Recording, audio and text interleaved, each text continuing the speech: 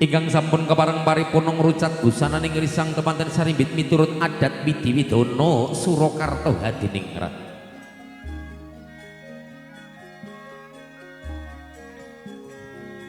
Katingal panjenenganipun Suba Manggala Suba ingkang kaleresan Kenya Ayu Yuli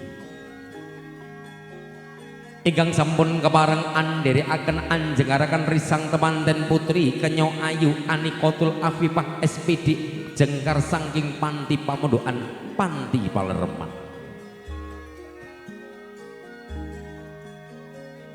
ingkang sampun kepareng jengkar saking panti pamondokan Panti Palereman